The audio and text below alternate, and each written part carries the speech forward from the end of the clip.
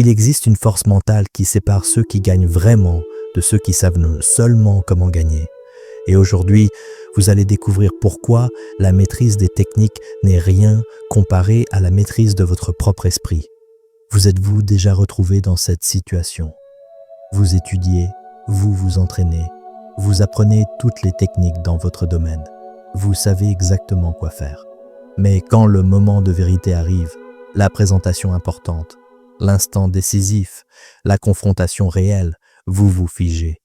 Votre esprit panique, vos mains tremblent et tout votre savoir s'évanouit. Dans le Japon féodal, un concept distinguait les samouraïs ordinaires des légendaires. Ce n'était pas la maîtrise de l'épée, c'était la maîtrise de quelque chose de bien plus dangereux, votre propre esprit sous pression extrême.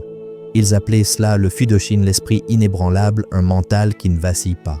Lorsque vous comprendrez comment cela fonctionne, vous ne craquerez plus jamais dans un moment critique de votre vie. Mais attention, cette connaissance ne vous rendra pas plus fort, elle vous rendra différent. Elle vous transformera en quelqu'un que les gens regardent en se disant « Comment fait-il pour rester si calme dans cette situation ?» Avant que je vous montre comment tout cela fonctionne, je vous invite à vous abonner à la chaîne, à laisser un like et à commenter. Quelle situation vous fait le plus souvent perdre votre contrôle émotionnel? Gérer des problèmes au travail, les relations, la famille. Répondez ci-dessous. C'est parti pour la vidéo. Assurez-vous d'être abonné à la chaîne pour ne rien manquer des prochaines stratégies de maîtrise mentale dans ce voyage de transformation. Chapitre 1. Le samouraï qui savait tout mais perdait toujours. L'histoire que je m'apprête à vous raconter se déroule dans le Japon féodal au sein d'une école de samouraïs réputée pour sa discipline brutale. Parmi les apprentis se trouvait un jeune homme nommé Satoshi.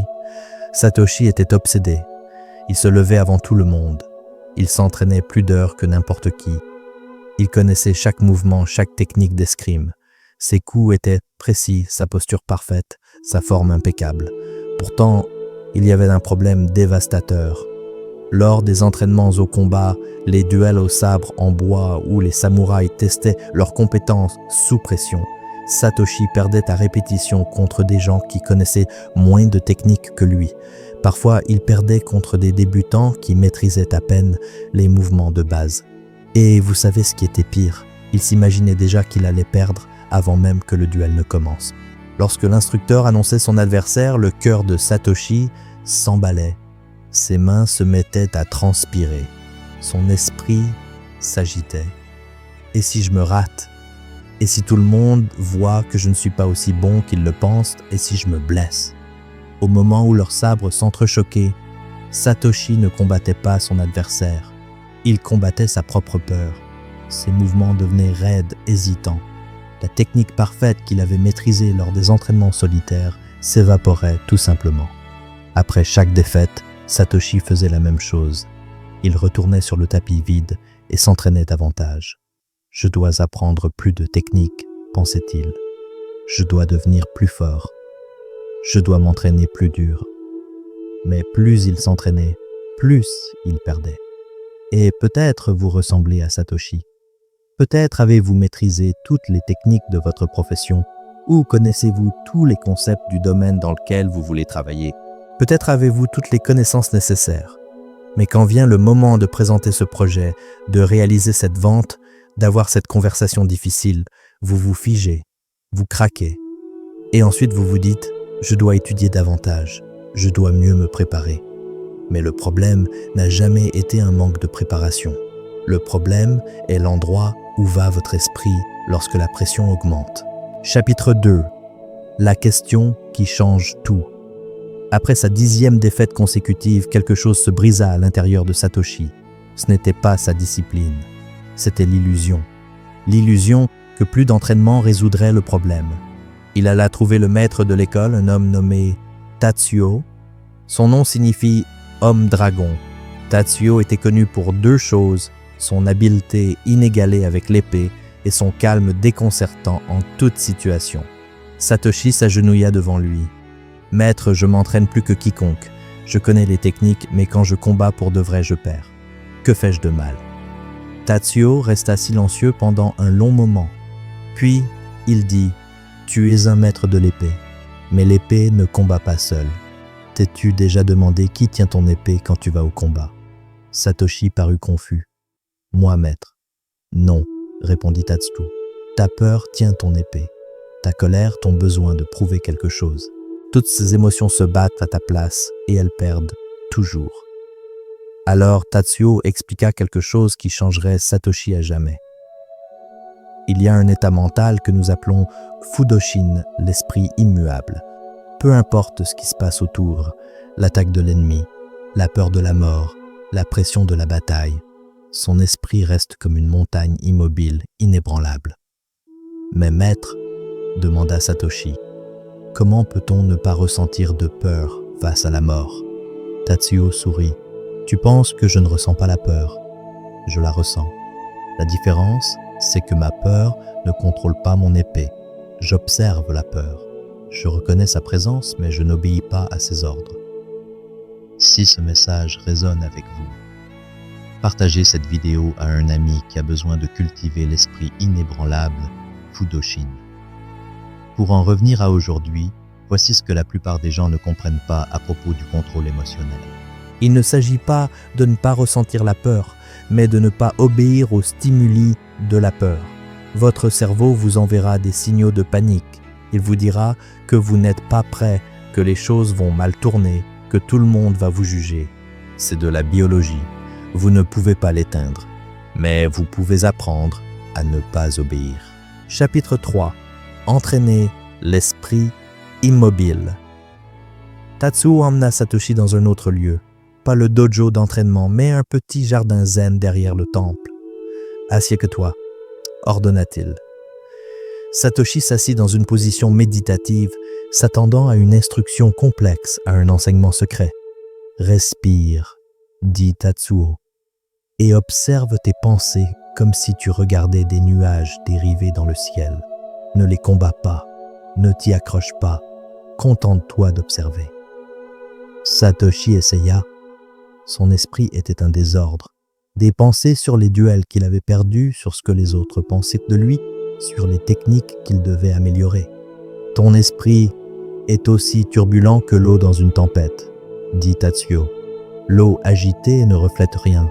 Elle ne fait que déformer. Pour voir clair, l'eau doit être immobile. » Pendant des semaines, Satoshi s'entraîna. Chaque jour avant l'aube, il s'asseyait et observait son propre esprit. Au début, c'était impossible. Chaque pensée l'aspirait. Chaque émotion le submergeait. Mais lentement, quelque chose changea. Il commença à percevoir un espace, un petit intervalle entre le moment où une pensée surgissait et le moment où il y réagissait. Dans cet espace, il y avait un choix. Cet espace, expliqua Tatsuo, est l'endroit où vit le Fudoshin. Dans cet espace, tu n'es pas tes pensées, tu n'es pas tes émotions, tu es l'observateur. Et l'observateur n'est jamais ébranlé par ce qu'il observe.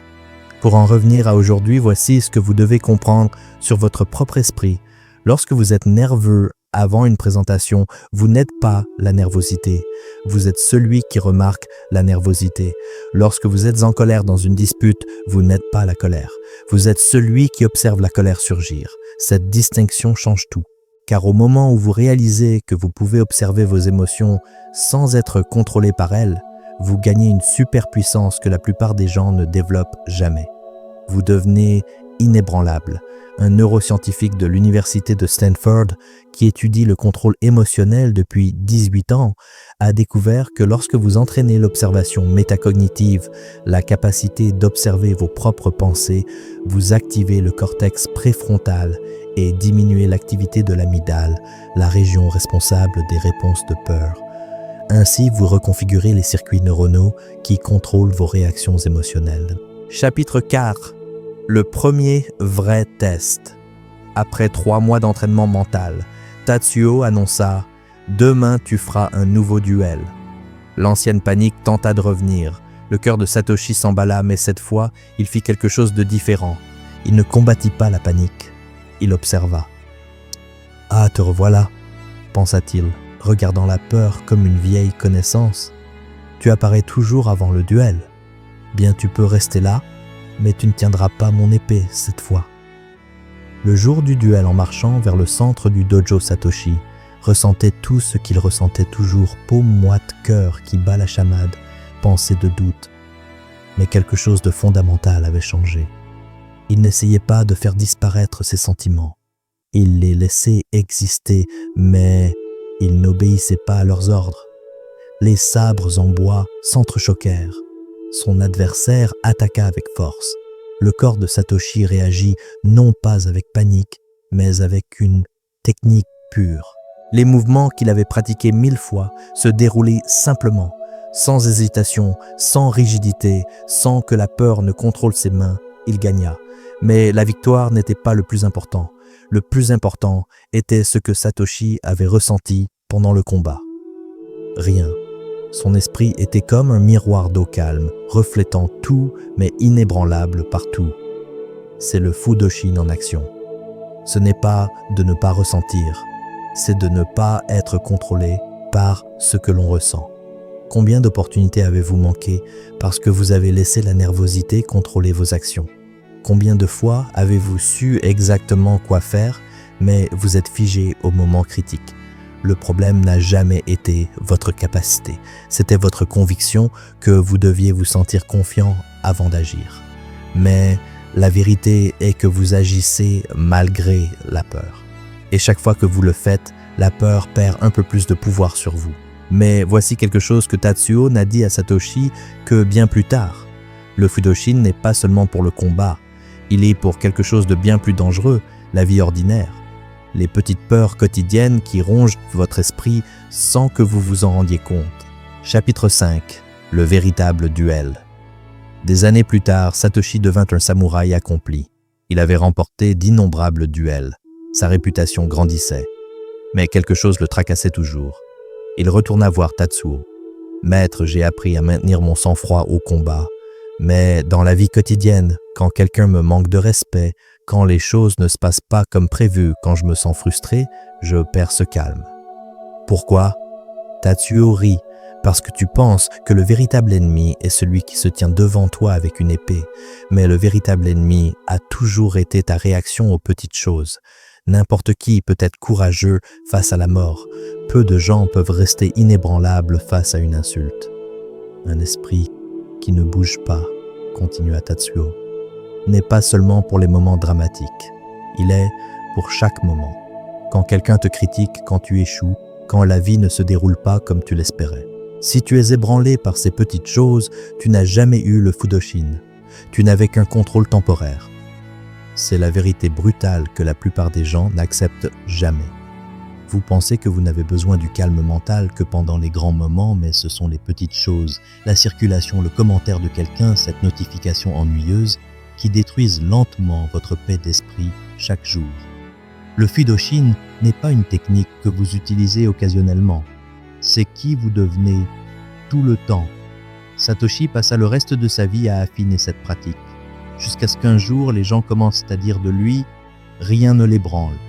Que ce soit sur le champ de bataille ou dans la conversation la plus anodine, il reste le même. Il n'était plus un samouraï combattant ses peurs. Il était quelqu'un qui observait ses peurs sans être contrôlé par elles. La question qui vous reste est la suivante. Combien de batailles perdez-vous? Non pas parce que vous ne savez pas quoi faire, mais parce que votre esprit contrôle vos actions. Vous avez la connaissance, vous avez les techniques, mais sans Fudoshin, sans cet esprit inébranlable, vous vous figerez toujours au moment qui compte le plus. La bonne nouvelle est que le Fudoshin n'est pas un talent ou un don. Le Fudoshin peut être entraîné. Chaque jour, vous pouvez vous exercer à observer vos pensées sans les laisser vous contrôler. Chaque jour, vous pouvez agir malgré la peur. Et chaque jour, la peur perd un peu plus de pouvoir sur vous. Alors, comment atteindre le Fudoshin pratique quotidienne? Une pratique constante, même lors des jours calmes, aide à construire la résilience nécessaire pour un état mental sain. Technique de respiration. Contrôler votre respiration est une technique importante pour dissiper les sentiments négatifs et atteindre la tranquillité nécessaire au Fudoshin. Concentration sur le moment présent. Maintenir un état d'esprit naturel et concentré est crucial pour gérer la situation avec plus de contrôle. La différence entre ceux qui gagnent et ceux qui savent seulement comment gagner n'est pas dans les techniques, elle est dans l'état d'esprit. Construisez un esprit immobile et regardez comment le monde autour de vous arrête de vous ébranler. Si cette vidéo vous a aidé à mieux comprendre le contrôle mental et émotionnel, abonnez-vous à la chaîne et activez les notifications pour ne pas manquer les futurs contenus. Et dites-moi dans les commentaires dans quelle situation de votre vie avez-vous le plus besoin de développer le Fudoshin. Je vous invite également à regarder la vidéo qui apparaît sur votre écran. N'oubliez pas, un esprit inébranlable, ce n'est pas de ne pas ressentir, c'est de ne pas obéir à ce que l'on ressent lorsque cela ne vous sert pas. Vous faites désormais partie de ce voyage. Laissez un commentaire avec l'icône montagne pour confirmer votre engagement à entraîner le Fudoshin. Si vous avez regardé jusqu'ici, merci beaucoup pour votre attention. À la prochaine vidéo.